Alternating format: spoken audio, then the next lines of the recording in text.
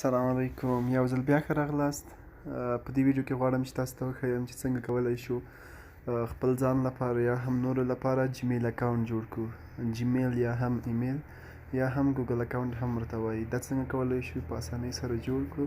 د دې لپاره به تاسې لاړ شئ، ګوګل به راخلاص کړئ یا هم کوم بل براوزر هغه چې هر څه وي، نو تاسې به دلته سرچ کوئ چې کریټ جیمیل اکاونټ. دې باندې به تاسې سرچ وکړئ.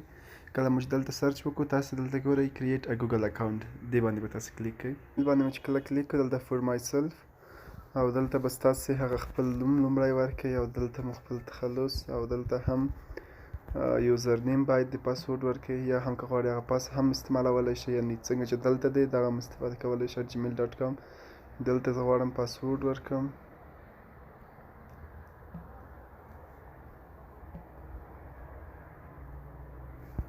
یو دقیقه، دلته پاسورډ به تاسې ورکړئ. زه وایم دا پاسورډ، او دلته به دا خپل پاسورډ کنفرم یا دوهم ځل هم ورکړئ. کله مو دا ځای به درته راشي تاسو ته فون نمبر، نو تاسې به د دې لپاره چې ستاسې د جیمیل یا هم ایمیل سیکیورټي قوي راشي، تاسې به دلته هغه خپل نمبر ورکړئ. نو کله مو چې خپل نمبر ورکړو، تاسو ته به څه راشي، یو کوډ به راشي. هغه کوډ به دلته کنفرم کړئ، ویریفیکیشن کوډ درځي. هغه چې کله دلته تاسې ورکړو، نو فون نمبر مو هم پکې تاسې فون نمبر به هم په جیمیل یا هم ایمیل کې اډ وسي. نو زه وایم چې زه اوس ورته فون نمبر نه ورکوم، او دلته دلته به خپل هغه ډیټ اف برت ولیکئ، نو 2000، او دلته به خپل هغه جنسیت ورته مشخص کړئ او نیکسټ باندې به تاسې کلیک کړئ. کله مو چې نیکسټ باندې کلیک کړو، تاسو دلته ځینې هغه دوی خپل پالیسي او د شان درته وایي چې آیا تاسو دې سره موافق یا نه موافق.